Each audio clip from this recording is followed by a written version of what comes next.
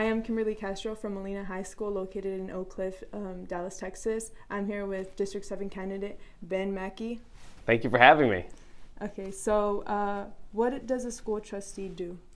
So the Board of Trustees oversees the direction of the district. They help set the vision.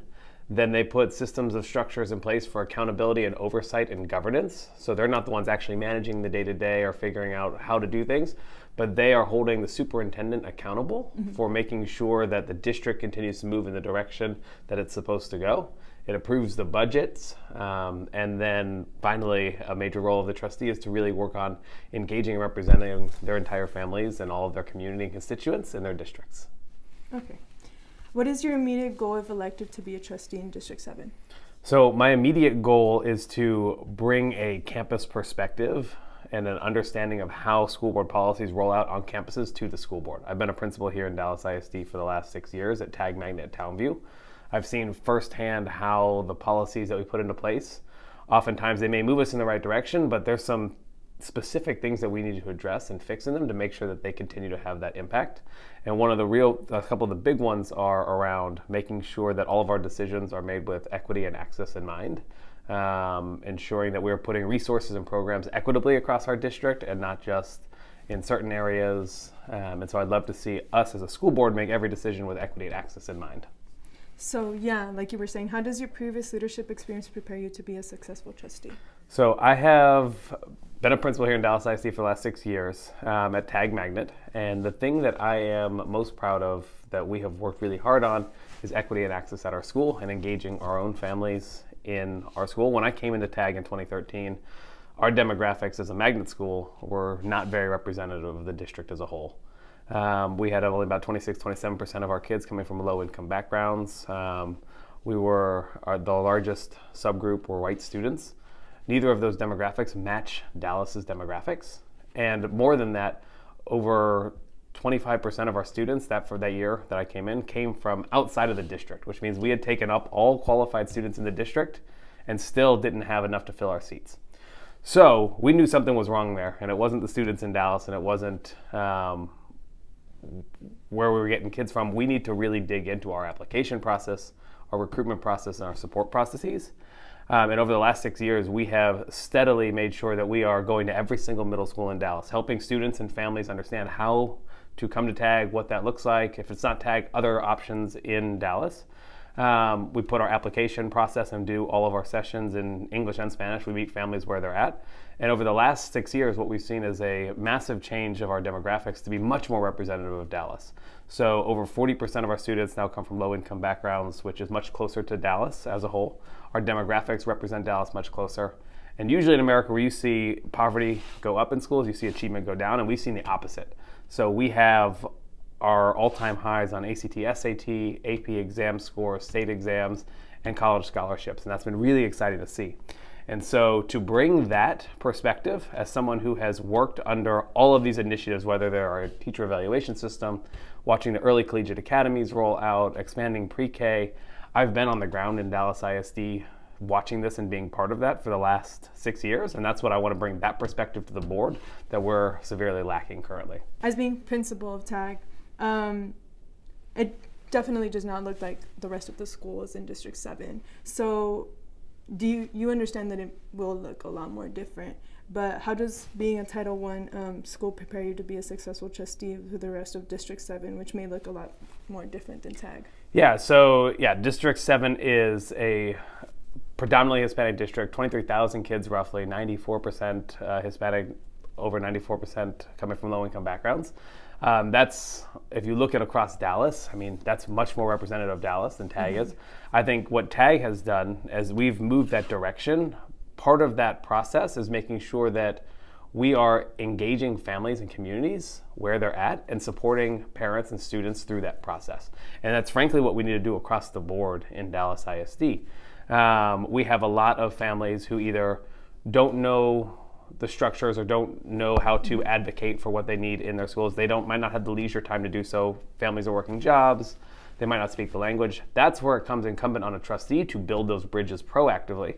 Make sure that I, as a trustee, have a representative group of community leaders, families, to give me input, not just people who already know the system and want to call their trustee because they know what that looks like. That's what we've done at TAG, is we have actively reached out to all of our families and brought more and more families into the fold on their own terms and supported students where they are at and making sure that they still have all the resources and opportunities they need. And that's what I think is incredibly important for a trustee to do. It's so easy to get lost in what you hear from parents or someone who knows the system, knows how to pick up the phone and call a trustee, knows what the school board does, how to go to meetings and have the time to do that.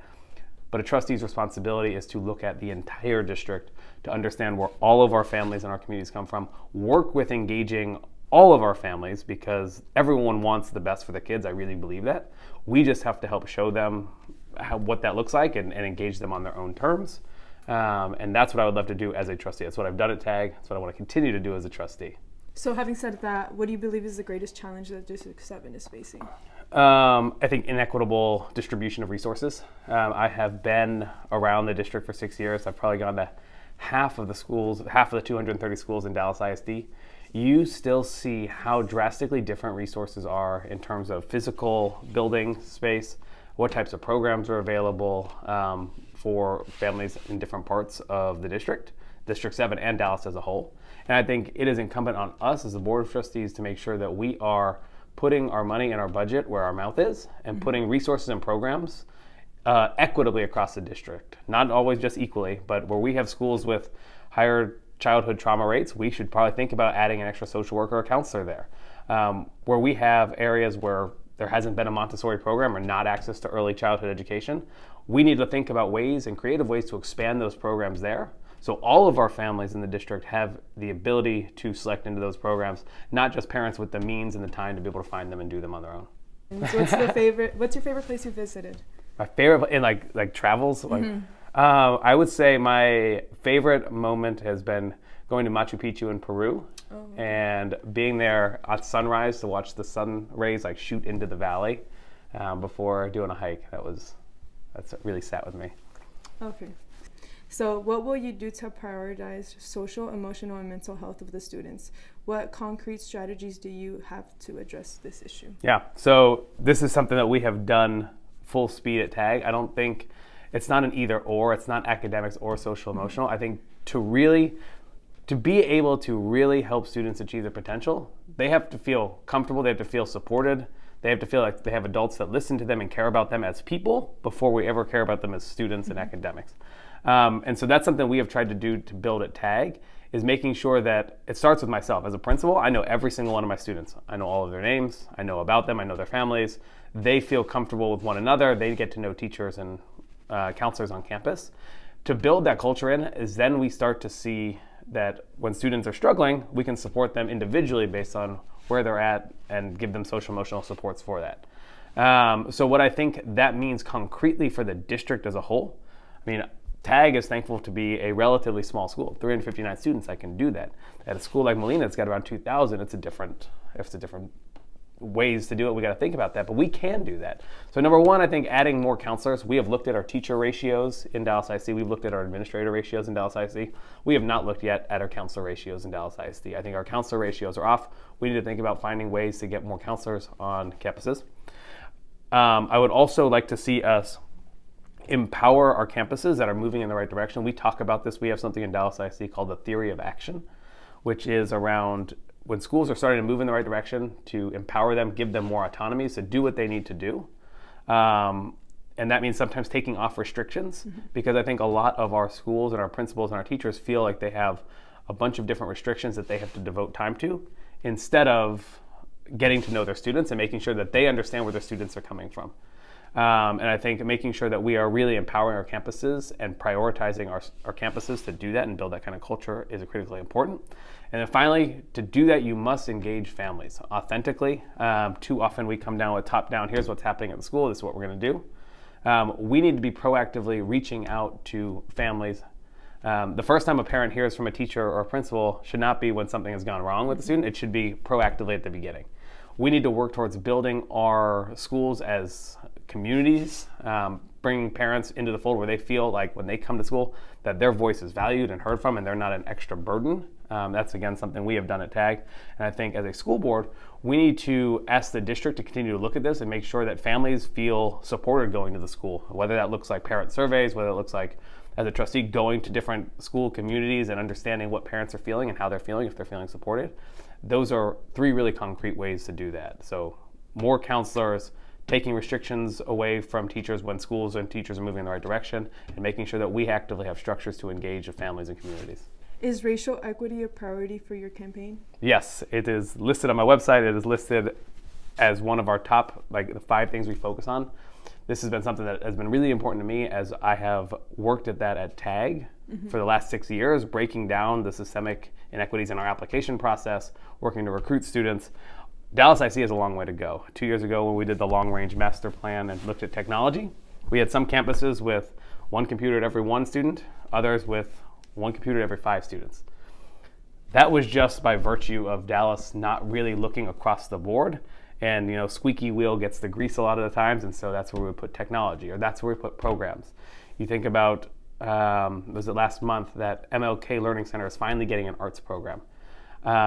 And if I have my facts straight, there hasn't been an arts program in that trustee district of Dallas ISD for as long as we've been around, and that's crazy. So making sure that the Office of Racial Equity that we just started actually does what it's supposed to do. Right now it just kind of exists. I haven't seen what it's actually doing, but every single decision that we make as a board should be made with the lens of racial equity. I'll give another example here, which is last year, 2 years ago, Dallas ISD moved its headquarters to a skyscraper up on 9400 North Central Expressway. Financially, it makes a lot of sense to bring all of our departments together so we don't have to have all these different buildings.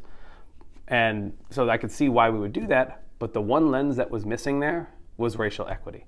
And I mean that by, if you're a parent in Pleasant Grove, if you have to take public transportation, instead of getting to Ross Avenue, which might have been possible, now you have to get to probably the farthest point in North Dallas. And nobody talked about that until we got to that point, and we already have that. So I think that is a critical component. If we're going to move forward, Dallas is still, I believe the last statistics I saw were, is the 2nd most segregated city in America, right behind Chicago. We have a long way to go, and our school district has the ability to change that, but it's going to take some hard decisions and hard discussions to make sure we're putting resources equitably across our district, not equally. So how do you plan to tackle racism in the ISD? So number 1 is ensuring that the Office of Racial Equity actually has a say and a voice and has teeth to what it does and the policies that roll out.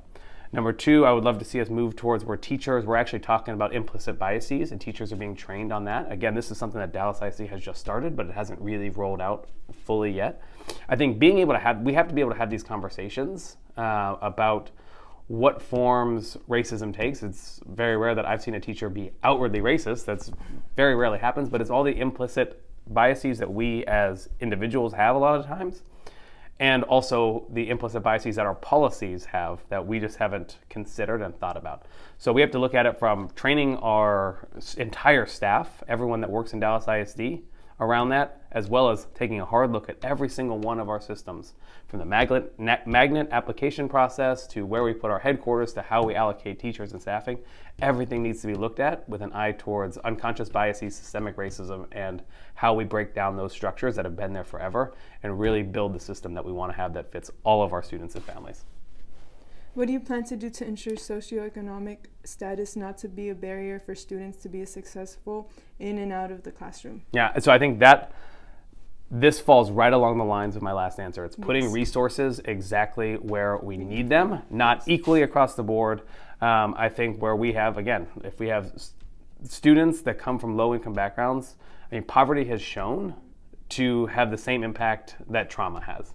It leads to as high rates as PTSD, as violence, and other aspects. So taking that in consideration, how are we putting counselors, social workers, supports in schools? How are we engaging with families and helping families understand the resources available to them and feel like the school supports them and not it's just the place that they send their kid? So I think, number 1, putting resources equitably in our schools, understanding that one size doesn't fit all in Dallas, and being really thoughtful about how we are engaging all of our communities and putting our resources there necessary. And then making sure that we do not lower our expectations and our standards. Students, regardless of whether they're from poverty or not, wherever they come from, students are brilliant. I saw that when I taught in Mississippi, where we had never had a kid pass the AP Calculus exam, and within 2 years we had a kid pass the AP Calculus exam. It just takes high expectations but high support as well, and making sure that we are putting the best teachers, we are putting the best principals and counselors, we are putting resources behind all of our students and giving them the options to be successful and the opportunities to do that.